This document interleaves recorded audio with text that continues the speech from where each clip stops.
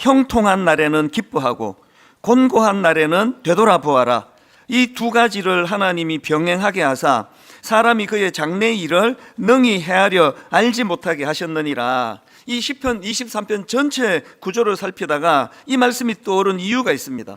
이 구조를 보니까 시편 23편 1편에서 먼저 큰 선포가 일어나지 않습니까? 여호와는 나의 목자시니 내게 부족함이 없으리로다. 그렇게 선포하고는 그 다음 2절과 3절에서 그가 나를 푸른 풀밭에 누이시고 쉴만한 물가로 인도하시는도다. 내 영혼을 소생시키시고 자기 이름을 위하여 의의 길로 인도하시는도다. 이 2절 3절 말씀이 전도서 7장 14절로 말하면 이게 형통한 날이잖아요. 평온한 길, 안정적인 길, 안전한 길, 푸른 풀밭, 쉴만한 물가, 이것들이 다 이게 형통한 날이고요. 그런가 하면 그 다음 오늘 살펴볼 4절에 나오는 내가 사망의 음침한 골짜기로 다닐지라도, 이건 곤고한 날 아니겠습니까? 그래서 우리 인생을 하나님께서는 형통한 날과 곤고한 날을 병행해서 주신다. 그래서 우리가 이제 기억해야 되는 건, 이렇게 하나님께서 어떨 때는 푸른 풀밭과 쉴만한 물가로 형통한 길로 인도할 때나, 때로는 사망의 음침한 골짜기를 통과하게 만드는, 지나게 만드는 일이 있을 때나, 이 두 가지는 병행해서 오기 때문에 절대로 피할 수가 없다. 그리고 각각의 상황이 주어질 때 우리들이 해야 될 일이 있다. 이게 오늘 이 본문에서 제가 발견한 내용입니다. 자, 한번 보십시오.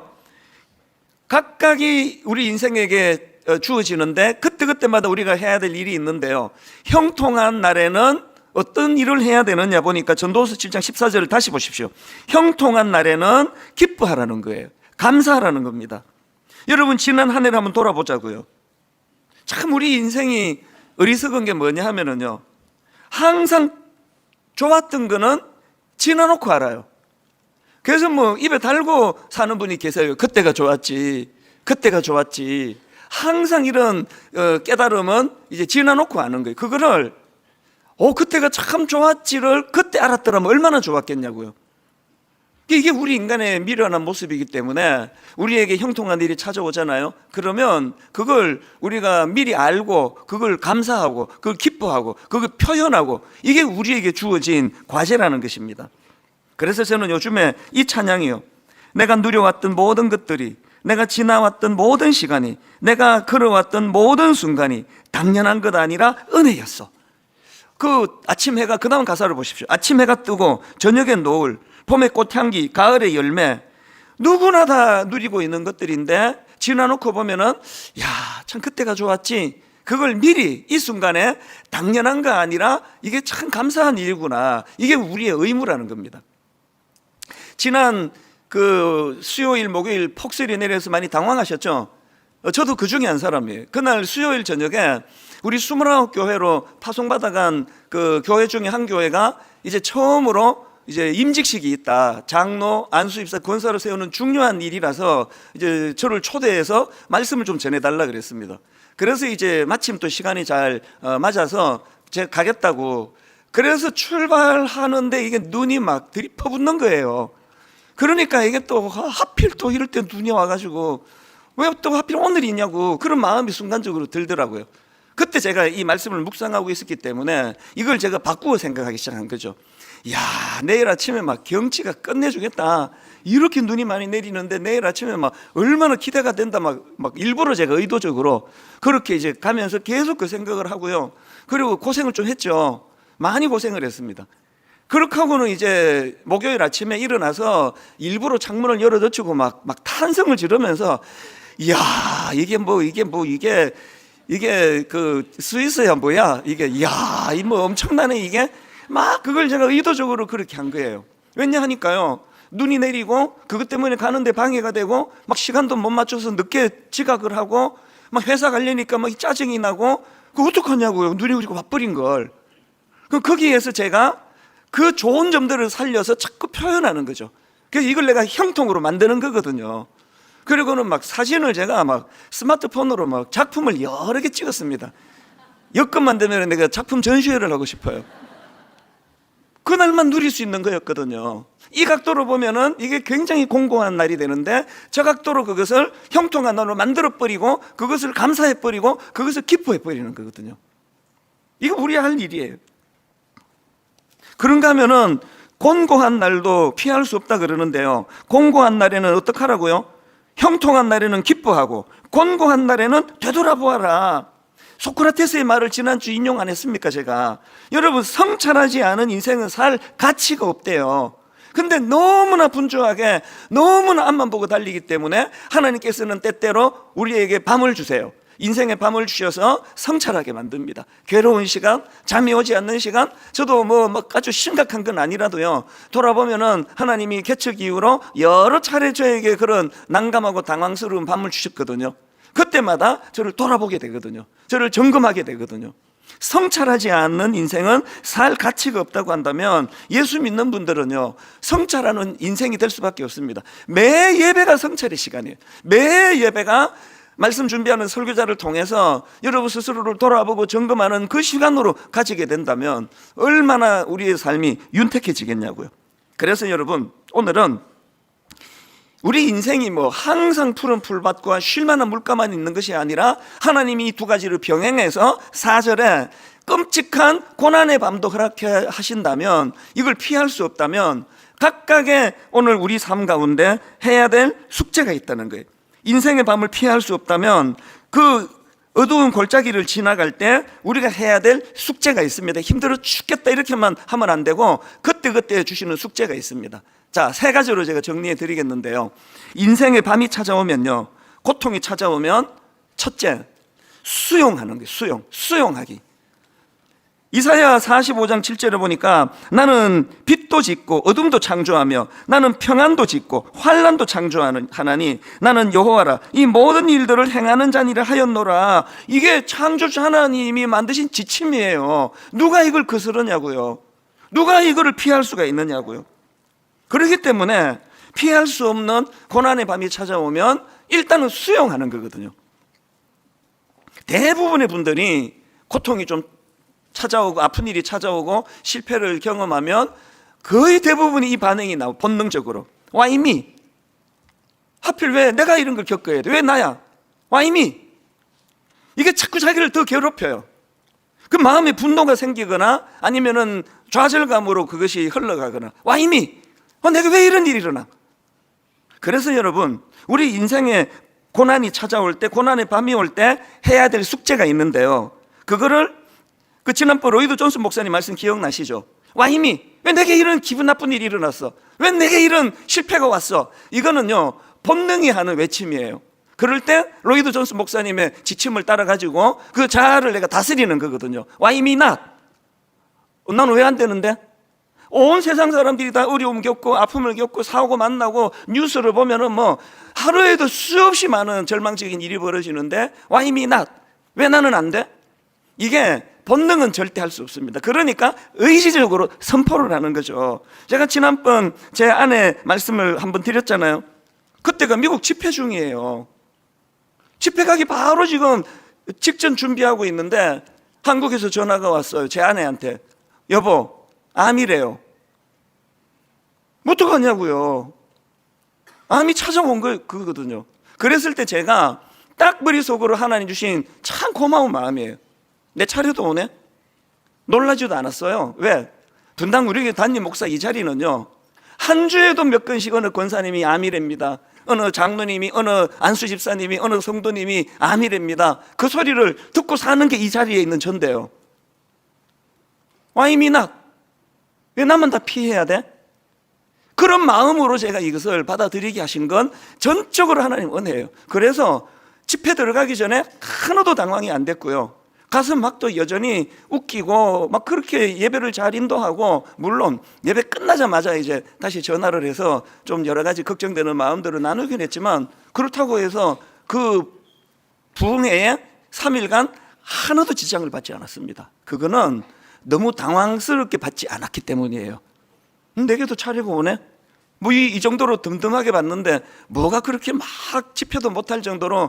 그래서 사실은요, 그 교회에 저를 이제 초대했고 계속 이제 저를 가이드했던 목사님들 아무도 몰랐어요, 이런 일이 있었다는 걸. 나중에 그 얘기를 하니까 그때 놀라더라고요. 자기들이 내가 놀랄 걸 이제 그때 다 놀라주더라고요. 어떡하냐고요. 내 본능은 막 온 세상 사람들이 다 그런 끔찍한 일을 겪어도 나만은 피하기를 원하는 게 내 본능이지만 어떡합니까? 와버렸는데. 그럼 우리가 그것을 수용하는 거죠. 여러분, 정신과 의사면서 유명한 상담가가 있습니다. 스캇 팩이라는 분이 있는데 이분이 쓴 책 아직도 가야 할 길, 이건 제가 수많은 사람들에게 꼭 읽어보라고 권하는 책이에요. 이 아직도 가야 할 길, 이 책에서 강조하는 건요, 고난이 올 때 그것을 회피하지 아니하고 직면하는 게 중요하다는 거거든요. 직면이란 게 뭐냐면은 어떤 고통스러운 문제가 내게 찾아왔을 때 그것을 회피하지 않고 정면으로 마주하는 거예요. 피하지 않는 거예요. 이게 굉장히 중요한 포인트라고 그렇게 이야기를 하는데, 여러분이 직면하는 태도야말로 하나님이 우리에게 가르쳐주시는 메시지 아닙니까? 내 차례도 오네? 그리고는 이 상황에서 내비게이션, 여러 번 말씀드렸잖아요. 내비게이션은 인생이 아니라 이제 내가 목적지까지 좌회전을 해야 지름길인데 어떻게 하다가 요새 자꾸 실수를 해요. 우회전을 해버려요. 그러면은 이 옆에 계시는 여성분들은 뭐를 운전을 이렇게 하느냐고, 도대체 당신은 이 길을 처음 가느냐고 막 다다다다다다 이렇게 나오는 경우가 많은데요, 내비게이션 아줌마는 절대로 그런 말 하는 적 없어요. 이 사람이 아니라 이 내비게이션 아줌마의 관심은 딱 하나예요. 이미 좌회전 해야 되는데 우회전 해버렸으면 어떡하냐고. 거기에서 가장 빠른 길이 뭐냐를 막 찾아내는 거잖아요. 바로 거기서 가장 지름길을 가르쳐 주는 게 이게 성경이 말하는 원리예요. 어떡하냐고요. 암이 찾아왔는데 어떡하냐고요. 사업이 잘 안 돼버렸는데 어떡하냐고요. 사람을 잘못 만나서 내가 쓰라린 배신을 당했는데 하나님 앞에서 우리가 그것을 직면하는 거예요. 이 현실이다, 이 피할 수 없다, 수용하는 거거든요. 야고보서 1장 2절을 보십시오. 내 형제들아, 너희가 여러 가지 시험을 당하거든 온전히 기쁘게 여기라. 여러분, 이건 선언이지 내 본능은 절대 이렇게 말을 못해요. 아니 막 시험이 한꺼번에 몰려오는데 어떻게 그걸 기쁘게 여기냐고요. 그런데 로이드 존스 목사님이 말하는 이 성경의 원리는 그것을 선언하는 거예요. 기쁘게 여겨버리는 거예요. 그러니까 그 결과가 어떻게 나타나느냐, 그렇게 온전히 기쁘게 여기니까 3절부터 한번 보십시오. 이는, 이 의미 아시죠? 이 접속사예요. 그렇게 온전히 기쁘게 여겨버리면, 그러면 너희 믿음의 시련이 인내를 만들어내는 줄 너희가 알미라. 인내를 온전히 이루라. 이는 너희로 온전하고 구비하여 조금도 부족함이 없게 하려 함이라. 여러분, 고난이 찾아올 때 숙제가 있습니다. 직면하는 거예요. 그리고 수용하는 겁니다. 그래서 선언하는 거예요. 이거 별거 아니라고. 이거 잘 내가 다스리면 내 인생에 더 유익해질 수도 있다고. 그 이후로 제 아내와 저는 서로가 굉장히 더 이 시간들을 소중히 여기거든요. 모든 사람이 다 그러시잖아요. 이대로 영원히 쭉 갈 것처럼. 이거 참 인간이 갖고 있는 거의 좀 마취 상태 같아요. 부부간에 어떻게든 간에 그렇게 잘 지내려고 애쓰지도 않고 왜? 이대로 영원히 쭉 갈 거니까. 제 아내의 그 일을 통해서 아니라는 걸 알게 됐기 때문에 매 순간순간이 저는 너무 소중해요. 수용하는 겁니다. 두 번째로요, 우리 삶이 이 어둠의 골짜기, 어둠의 밤을 지날 때 해야 될 숙제가 하나 더 있는데요, 주님을 의지하는 기회로 이것을 활용하는 겁니다. 주님을 의지하는 기회로 삼기. 그게 4절 뒷부분입니다. 내가 사망의 음침한 골짜기로 다닐지라도 해를 두려워하지 않을 것은 주께서 나와 함께 하심이라. 여러분 다 아시지만요, 사람이 이렇게 어둠이 찾아오고 사망의 음침한 골짜기를 지난다고요, 다 자동적으로 주님이 함께 하시는 걸 느끼는 게 아니에요. 그건 노력을 좀 해야 됩니다. 고난이 다 그게 변장하고 찾아온 축복이 되던가요? 고난은 고난일 뿐이에요.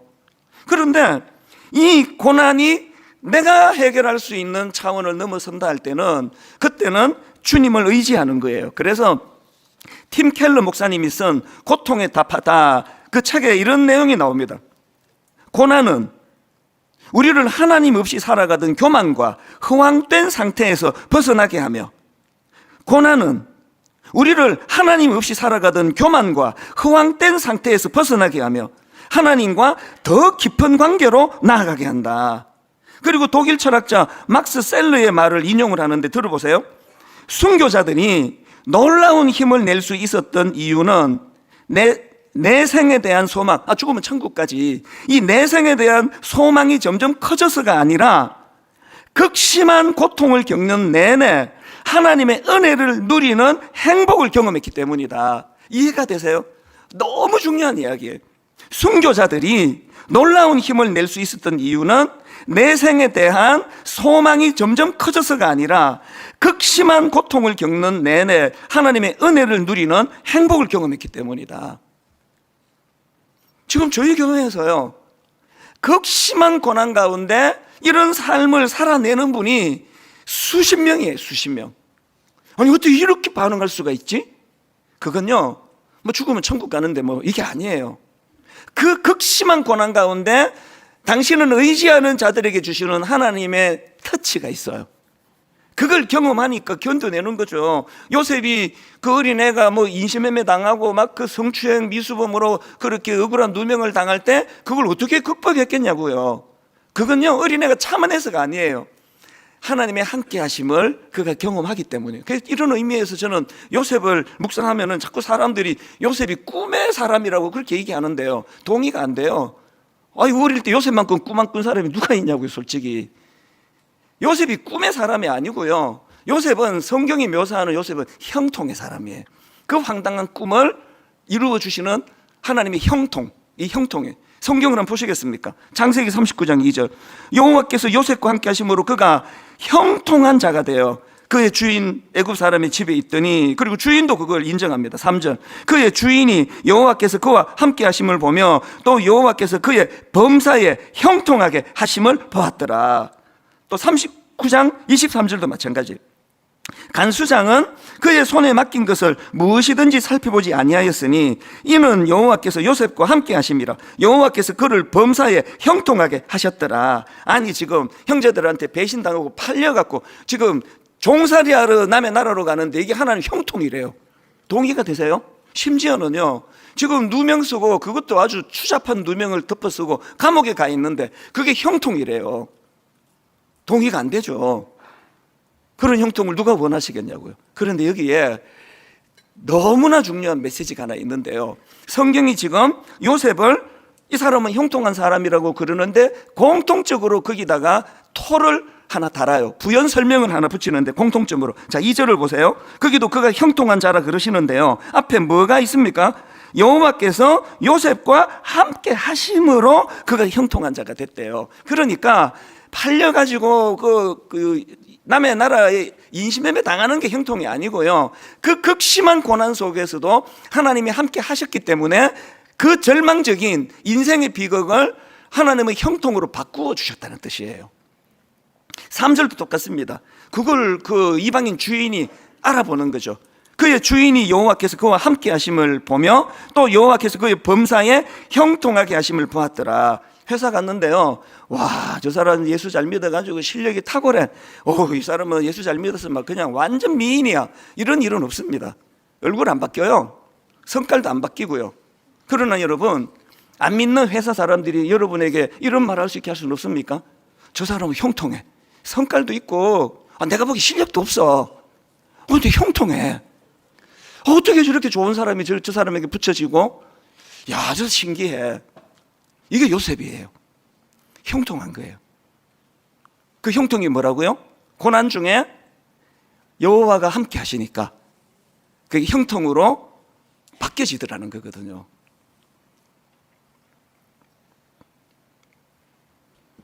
그 어린 요셉이지만요, 그 어린 나이지만 그에게 고난이 왔을 때, 인생의 밤이 찾아왔을 때 요셉은 그 절망적인, 이제는 너무나 자기를 아껴주시던 부모님도 계시지 않고 형제들은 더 이상 생각도 하고 싶지 않고 그런 절망적인 상황에서 이제 그가 취했던 것은 주님만 의지하는 계기. 이건요, 노력이 아니라 저도 겪어보니까요, 뭐 이민 가고, 저는 인신매매로 간 건 아닙니다. 저는 이민을 갔어요. 그래서 제가 요셉 생각을 많이 했죠. 야, 이게 그냥 가족 다 같이 가는 이민으로 가도 이렇게 힘든데 남의 나라 생활이 요셉이 어땠겠냐고. 앞도 캄캄하고 옆도 캄캄하고 뒤도 캄캄하니까 그 전에 뭐 목사 아들이고 뭐고 믿음이 하나도 없었는데요, 교회에서 그냥 설치고 다니기만 했지. 그때 위가 보이는 거죠. 그래서 그때 제가 하나님을 만난 거 아닙니까? 여러분 인생의 밤을 하나님의 인도하심을 경험하는 재료로 삼으셔야 돼요. 하나님의 은혜를 구하게 되시기를 바랍니다.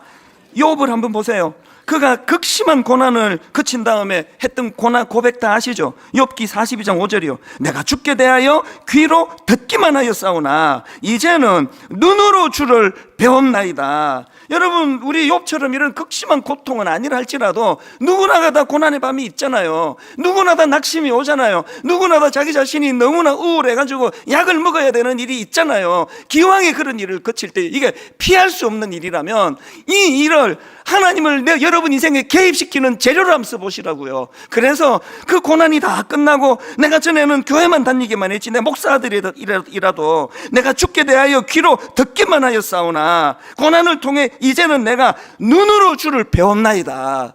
내가 확실하게 말씀드리잖아요. 매번 이민 안 갔으면요 그리고 편하게 공부하고 뭐 그랬으면 저 절대로 목사 안 돼. 여러분하고 저 만날 일이 없었을 거예요. 고난이 극심한 고난의 밤이 저로 하여금 목사들이지만 전에는 귀로만 이론으로만 듣고 그런가 보다 그랬던 제가 이제는 눈으로 주를 배웠나이다. 지난 주 중에 제가 아끼던 그 청소년 사회 갈 때 아끼던 제자 자매를 만났어요. 얘는요 중고등학교 때부터 믿음이 눈에 띄었던 사람이에요. 얘가 아니고요 이제 지금은 40대예요. 저하고 같이 늙어가는데 얘 그러면 이분은요 이것도 아니고 이 사람은요 그 재적이 한 1400명이 넘는 중동부에서 담당 목사가 눈에 띄었다고 한다면 그게 믿음이 있는 거거든요. 지난주에 만나갖고 제가 또 은혜를 많이 받았습니다. 이 설교를 준비할 때 하나님이 또 이렇게 내 제자를 보내주시는구나. 이 친구가 하는 말이요 30대 중반에 뇌종양이 왔대요. 아니 이 30대 중반 그 젊은 나이에 그래서 이제 듬듬하게 그것을 이제 받으면서 지나갔는데요 수술 날짜를 받고 수술 이틀 전부터 마음에 공포가 찾아오더래요. 안 그렇겠습니까? 이 뇌종양이 이게 얼마나 위험한 부위잖아요. 이 공포가 막 밀려와서 이틀 동안 잠을 이루지 못했대요. 그 두려움의 상태로 이제 수술실로 들어가는 거예요. 이렇게 누워가지고 이제 수술실로 들어갔잖아요. 그 수술실로 들어가는데 너무 두려우니까 하나님께 기도했대. 자기가 하나님 너무나 마음이 불안하고 두려운 이 상황인데 그렇게 하나님께 기도를 했더니요 하나님이 뭐라고 응답해 주셨느냐 하니까 놀라운 말씀을 주셨대요. 너 지금 예배 드리러 가는 거다. 이건 또 다른 차원의 예배다. 지금 너는 나와 예배 드리러 가는 것이니 두려워하지 말고 나와 함께 예배 드리러 가자. 그래서 이 친구가 수술실로 들어가면서 막 노래가 나오는 거예요. 예배 드리러 가니까. 근데 이걸 뭐 막 소리 지르며 찬양을 못 부르잖아요. 그 상황이. 그래서 계속 흥얼거렸대. 찬양을 계속 흥얼거리니까요 마취하러 가서도 계속 이제 흥얼거리니까 마취과 의사가 되게 신기하게 생각하더래요. 이 사람은 수술 받는데 왜 자꾸 노래를 부르지? 마취하는 의사는 환자로 보이지만 자기는 지금 하나님과 또 다른 차원의 예배를 드리고 있거든요. 그래서 뭐 마취약이 자기를 잠재울 때까지 그렇게 찬양을 부르면서 흥얼거리면서 그렇게 수술을 잘 치렀다는 거예요. 제가요 이 이야기를 듣다가 잠깐만 이거 녹음 좀 해도 되겠니? 나 이거 우리 성도님한테 꼭 들려주고 싶다. 여러분에게 진짜 들려드리고 싶었어요. 그리고는 수술이 잘 끝나고 지금 다시 복귀해서 참 괜찮은 직장에서 너무나 만족하면서 그런 일이 아무 일도 없었다는 듯이 적어도 제가 보기에 그렇게 행복하게 또 살아가고 있더라고요. 제가 이 자매와 제 제자와 대화하면서 제가 깨달은 게 있죠. 여러분 기도는요 인생의 밤이 올 때 하나님을 개입시키는 도구더라고요. 기도는 내 힘으로는 감당할 수 없는 어떤 일을 만날 때 이 기도는 하나님을 끌어들이는 거예요. 개입시키는 거예요. 그게 기도더라고요. 이게 왜 중요한가 하면은요 자 욥기 35장 9절을 보십시오. 세 번 얘기입니다. 사람들은 억압이 심해지면 부르짖고 세력이 있는 자들이 억누르면 누구에게나 구원을 청하면서 울부짖지만 그럼에도 불구하고 그들을 창조하신 하나님께로 돌아가지 않습니다. 어두운 때에도 희망을 주시는 그 창조주 하나님께로 돌아가지 않습니다. 지금 이 말로 하면요, 고난이 찾아오고 어두운 밤이 와도, 그래도 울고 불고 난리가 나도 그래도 하나님 찾지 않습니다, 그 얘기거든요. 그러면서 이때 하나님은 어떤 하나님인가를요, 여러분이 10절을 개역개정으로 다시 한번 보십시오. 나를 지으신 하나님은 어디 계시냐 하고 밤에 노래를 주시는 자가 어디 계시느냐고 말하는 자가 없구나. 지금 고난이 찾아올 때, 인생이 밤이 찾아올 때, 그때 우리가 찾아야 되는 하나님은 어떤 하나님인가 하니까 밤중에 노래하게 하시는 하나님이라는 거예요. 밤중에 노래하게 하시는 하나님. 성경에 보면은요, 하나님이 너무 광대하시기 때문에 그 상황에 따라 강조점이 달라요. 그런데 우리 인생의 밤이 올 때 찾아야 되는 그 하나님은 밤중에 노래하게 하시는 하나님이에요. 제 제자 30몇 살밖에 안 된 그 젊은 제자가 뇌종양 수술하러 들어가면서 하나님께 기도했더니 하나님이 이 자매로 하여금 그 마취실로 가는 순간에도, 수술실에 가는 순간에도 노래하게 했잖아요. 흥얼흥얼 노래하게 했잖아요. 마취과 의사분이 의아해할 정도로 이 사람 왜 이러지?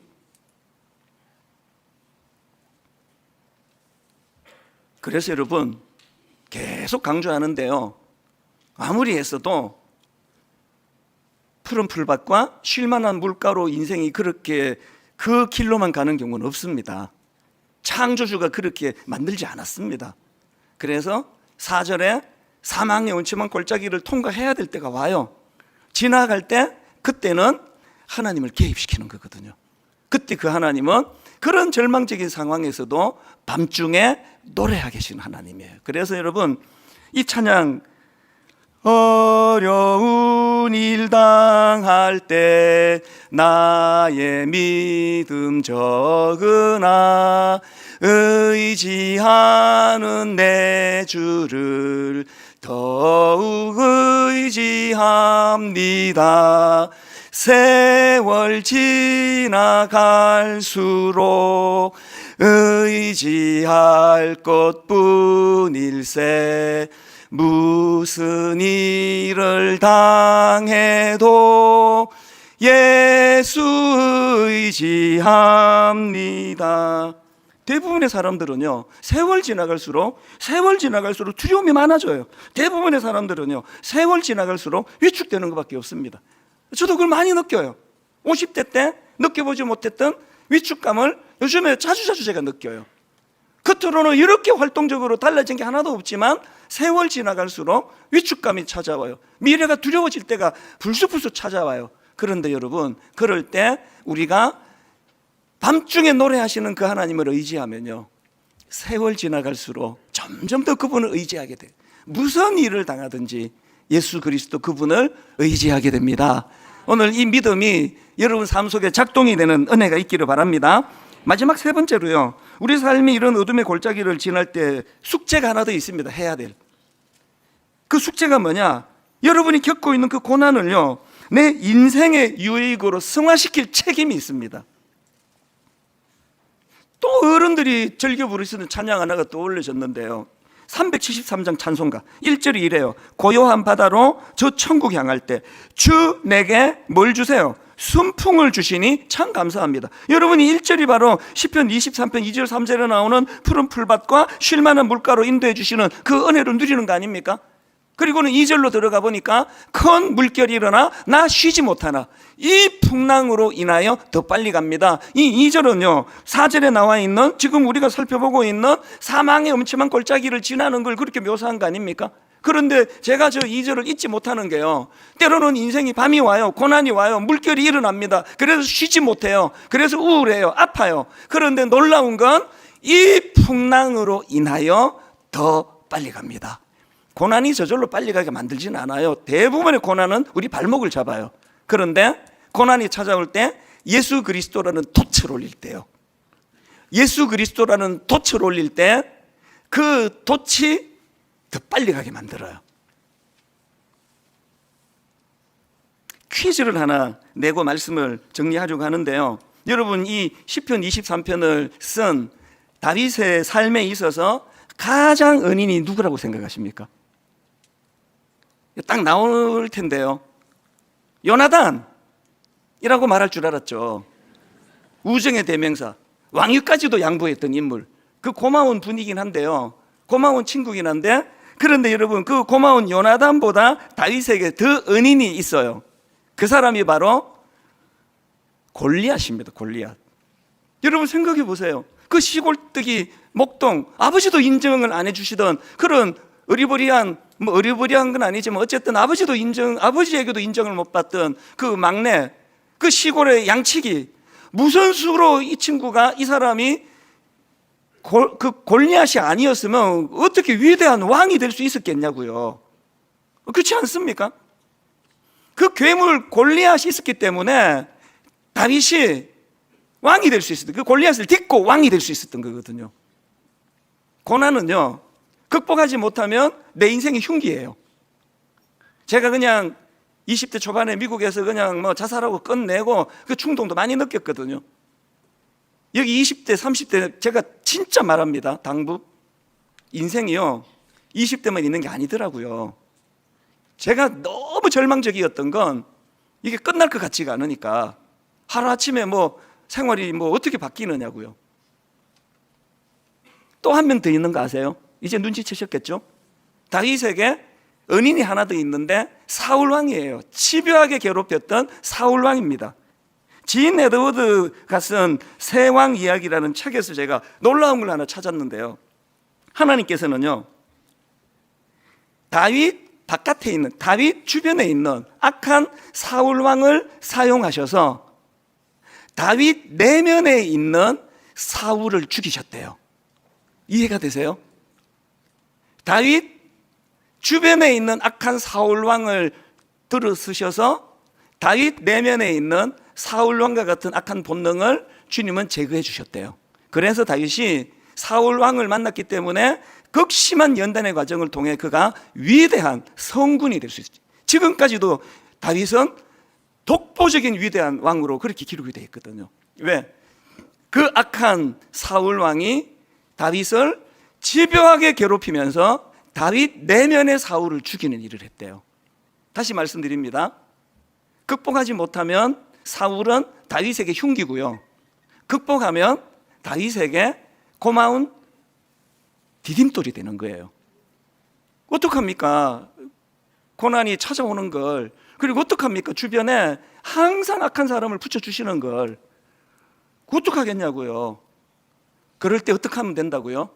내게 주신 숙제가 나 괴롭히는 이 사람으로 인해서라도 나는 성숙을 향한 재료가 되기를 원한다. 그래서 이제 오는 주일이 다락방, 이번에 다락방 종강인데요, 선물 하나 다 준비하세요. 그리고 다락방 가서 집요하게 여러분을 괴롭혔던 분에게 전해주세요. 너무 수고했다고, 당신 때문에 내가 많이 성숙해졌다고. 보는 데서 주면 안 되고요, 아무도 안 볼 때 살짝 전해주세요. 결론은 이렇게 맺습니다. 나이테가 그 나무의 나이를 나타내는 둥근 태가 있잖아요. 그래서 이 나무를 이렇게 툭 쳐내면 그 나이테를 갖고 이 나무의 깊이를 판단하잖아요. 이게 상당히 양질의 나무다, 그리고 또 오래된 나무다, 그거를 나이테로 구분하는데, 제가 이번에 이 설교를 준비하다가 놀라운 걸 하나 알았습니다. 나이테가 여러분 이 겨울을 지나면서 생긴다는 걸 제가 알게 됐어요. 나무에게 있어서 겨울은요, 모든 성장을 멈추게 하는 기간이에요. 그리고 나무에게 있어서 겨울은 수치심이에요. 그렇게 가을에 화려하게 자랑하고 뽐내던 그 단풍들 다 벗어내고 뻘거벗은 나무, 그 나목, 그거 하나로 겨울을 그냥 버텨내는 거거든요. 그 버텨내는 동안에 나이테가 만들어진대요. 어려운 고난의 시기가 성숙과 내면의 깊이를 만들어내는 것을 이 설교 준비하면서 제가 새롭게 깨닫게 된 겁니다. 결론을 왜 이렇게 자꾸 결론 맺는다 하면서 안 끝내지? 근데 진짜 결론입니다. 이 설교 준비하면서 좀 많이 두려웠어요. 왜냐하면 너무나 다양한 분들이 모여 계시기 때문에 이 정도로는 위로가 되지 않는 극심한 고난을 겪는 분이 계시거든요. 이런 정도로 위로가 될 것 같지가 않은, 그래서 설교가 많이 제가 두려웠어요.